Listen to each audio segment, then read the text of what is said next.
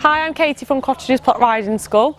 Today we're going to be looking at Poppy's balance and talking about canter leads and trot diagonals.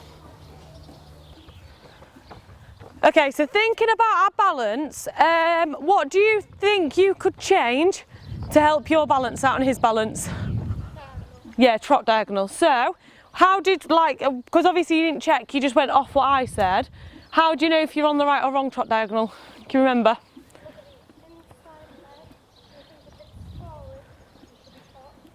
Okay, so, which one's your inside, which is your outside? The inside should be sat up. I mean, when you look down, which one's your inside leg, which one's your outside leg? Is that your inside? Yeah, cool. Okay, so what do you find easier to look at, the inside or the outside? Inside. Okay, so when that inside leg is moving forwards, so going up, you want to be sat down. Okay, so not stood up, sat down. So what do you think you're doing at the moment? Up when it's up and down when it's down. You're on the right one at the minute, so you're sat down as that inside leg goes forward. Yeah? So what we'll do is, don't worry, because it is trot diagonals and things like trot diagonals and canter leads. Once you've got them and you understand what they look like and feel like, then you've got them then. Yeah, but it's just about going through them. So just stay on your circle. What do you think to this trot since we've been talking? So what's happened to it? Slow down. Yeah, so just refresh the trot, a bit of a kick there, so come on. Good. What I want you to watch as well with him is that you don't get into a habit of going kick, kick, kick, yeah?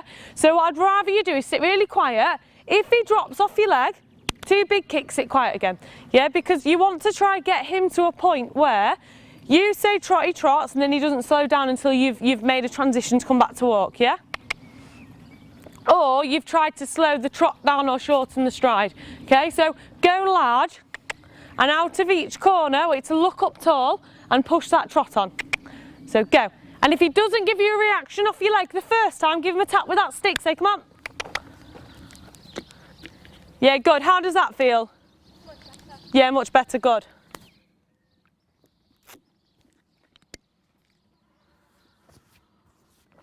Good. And then keeping that trot, I want you to go large and pick somewhere to change the rein. Watching that as you change the rein, we don't let that trot slow down again.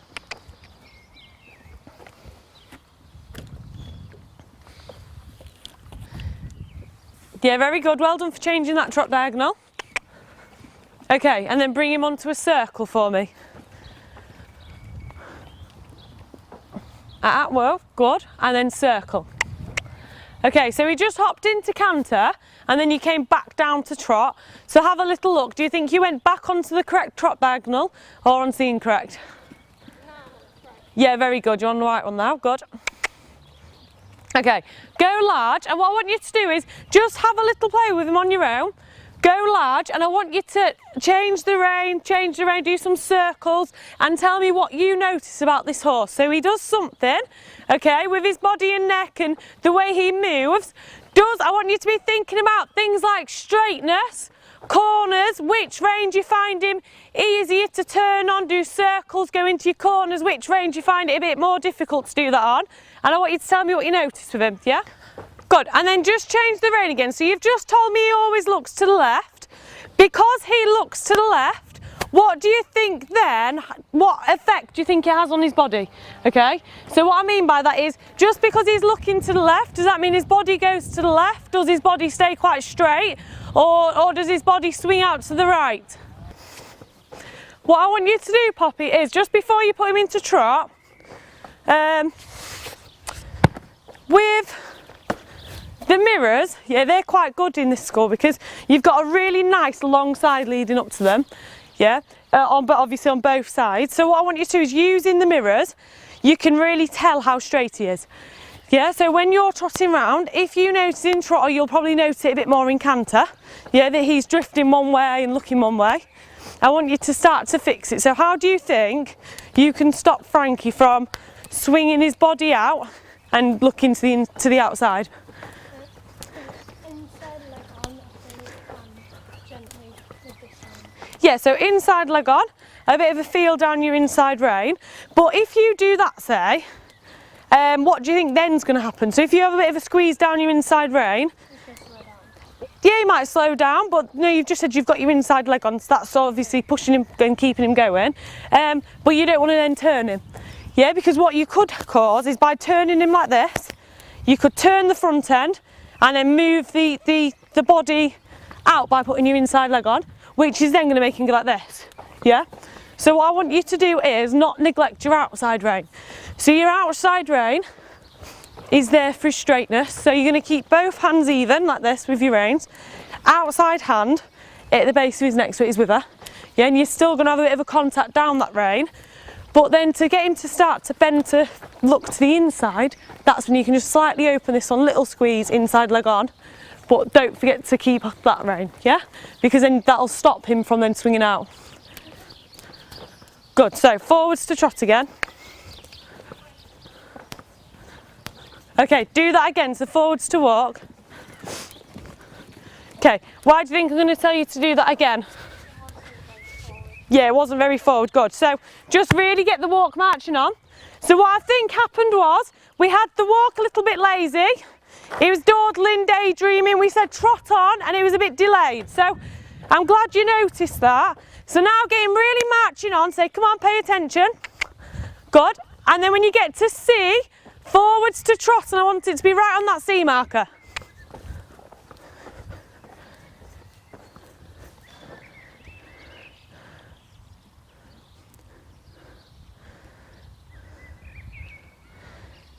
Yeah, good, well done with your trot diagonal. Okay, then go large, and I want you to get a trot that's good enough to get your canter from. So again, make sure he's listening to your leg. And by having him forward doesn't mean fast, yeah? So there's a difference between a horse that's just going really fast because you've gave it too many kicks, and a horse that's responsive, yeah? So if you look at like Sophie's competition horses, she could ask them to canter from halt. She could canter as fast as we walk, yeah? So she could canter really slow, but as soon as she puts a leg on to say move forward, they'll go, yeah? So just because they're going slow doesn't mean they're thinking forward and they're responsive, yeah? So the same with Frankie. So you don't want him trotting around 100 miles an hour out of control, but you want him paying attention, yeah? Good, so if you think about this trot now, if you was to sit and ask for canter, do you think he'd go straight into it?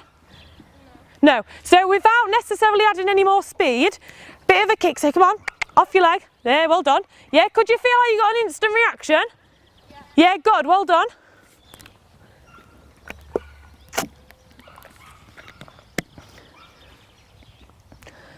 Good. Don't worry, good. Next corner forwards to canter. So just change your trot diagonal again. Good, then forwards to canter in your F corner.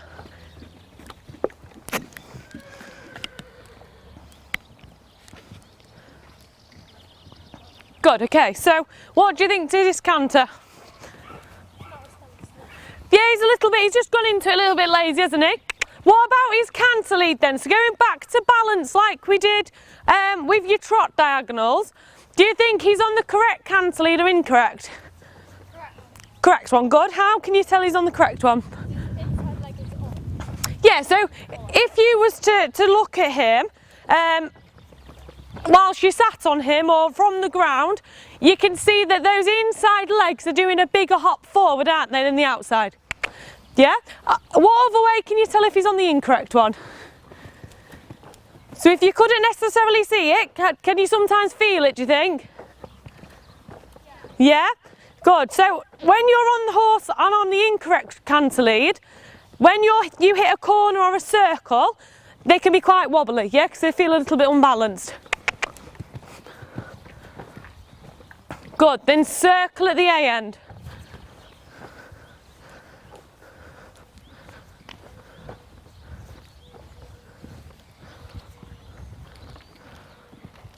Good. Then as you hit A, forwards to trot.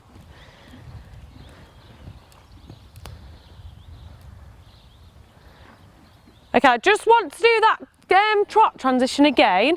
Do you notice what happened to your body as you went forwards to trot? Yeah, so we went 3, 2, 1, trot, went to the hand, which then made our shoulders do this. So you went, I'll wait for you to come back down to this end.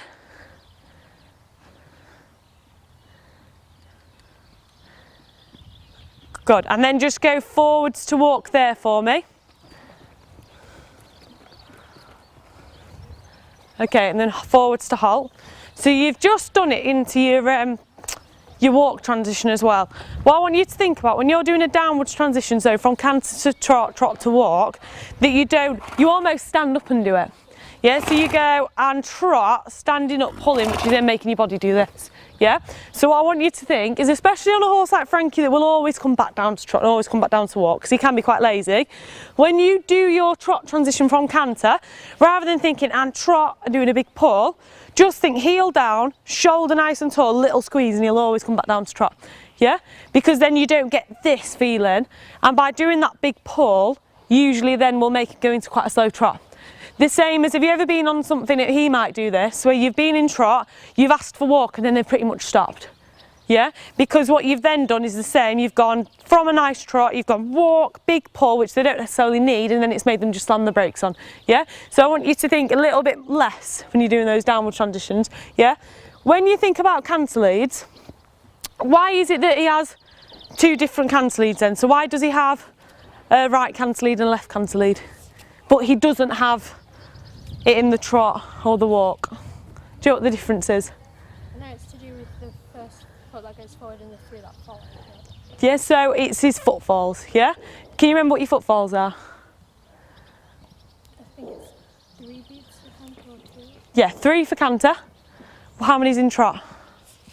2. 2. How many in walk? 4. 4, yeah? So do you know what they are? So do you know why there's 4, why there's 2, why there's 3? No, that's fine. Right, what we'll do is pop him up into walk. We'll quickly go over walk, trot, and then we'll have a look at the canter.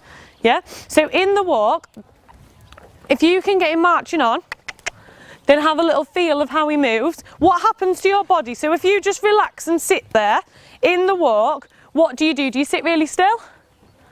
Pretty much. Or do you, so can you feel yourself rocking? So you sit quite still, don't you? You don't bounce around. But can you feel how you rock? You kind of go left, right. Yeah, because what he does is you have like 2 rocks to the left, 2 to the right, because stay on a circle, and I'll explain. When he walks, he'll move left hind, left front leg, right hind, right front leg. Yeah, so he'll move the whole left side of his body, but at different times. So we'll go 1, 2, 3, 4, yeah?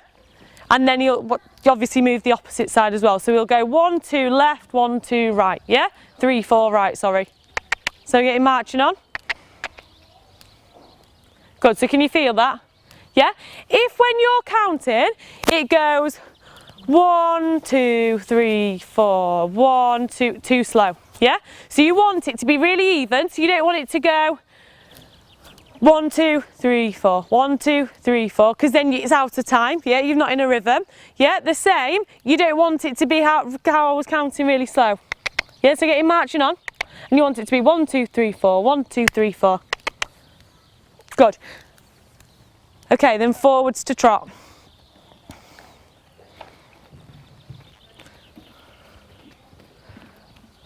And then just change that trot, yeah, well done. Okay, so why do you think there's 2 in trot? Do you know how his legs work in trot?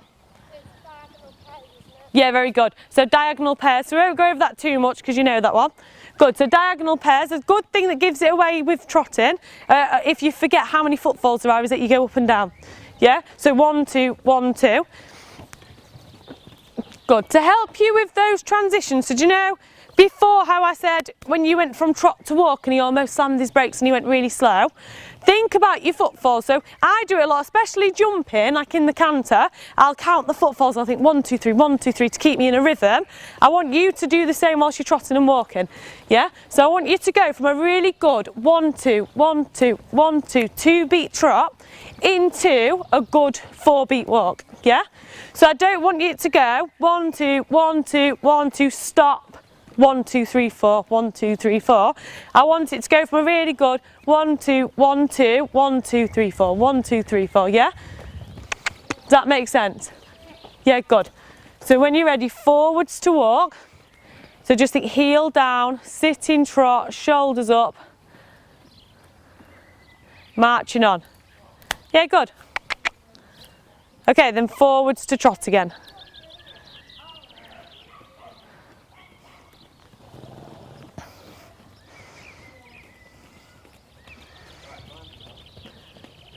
Good. And then just do that once more. So forwards to walk. Sitting trot, shoulders up, heel down. Watch you don't cause yourself to lean back though. So you want a tall body still. Good. Okay, then forwards to halt there. Then we'll look at canter. So go large and then in one of your top corners forwards to canter.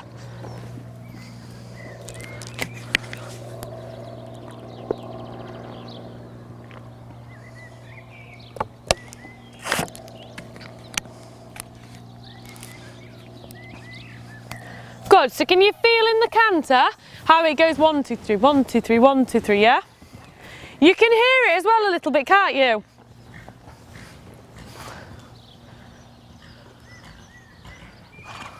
Good, then what do you think to this canter? Yeah, it's good that canter, yeah, well done. So you can always tell as well, just bring him onto a circle. If your canter feels quite shuffly, and quite a bit, like obviously like you said, a bit lazy, a bit where he's not listening to your leg, then you haven't got a good canter. Yeah, and the canter will usually feel a bit flat and a bit shuffly. At the moment, can you feel how that canter's a bit bouncier? Yeah, it's a bit bouncier, a bit more powerful. Yeah, because he's really using his hind leg. That's because you've got a good canter. Yeah, so when you've got a lazy canter, that's just when they're not really using the hind leg, not really pushing forward. Yeah, it gives you quite a 4-time beat. Bit flat and a bit shuffly. A bit like, have you ever rode Zodiac? Yeah. Yeah? Have you ever cantered Zodiac? Yeah. Yeah? Have you felt her canter? How it's just like this? Yeah. Yeah? But it's very shuffly. That's why she's perfect for beginners to learn on, because she's not bouncy at all. Because it does that little shuffle, it's really 4-time.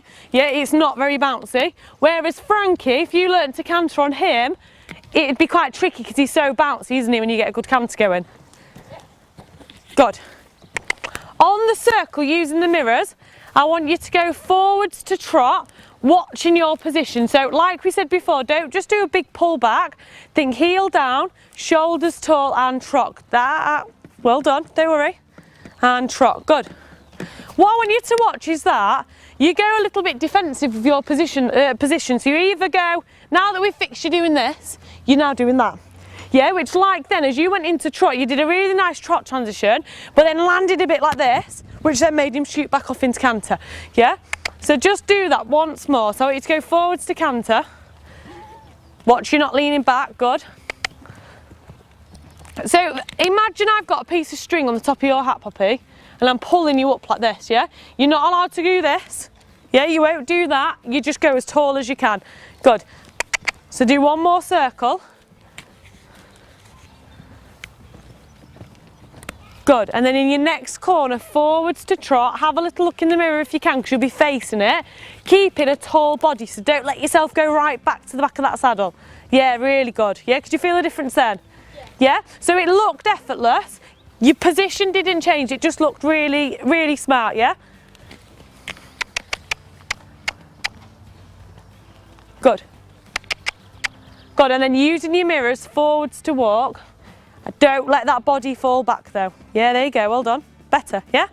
And then because you've kept yourself really tall, you've got a better reaction from him. Yeah? Good, then have a little walk large.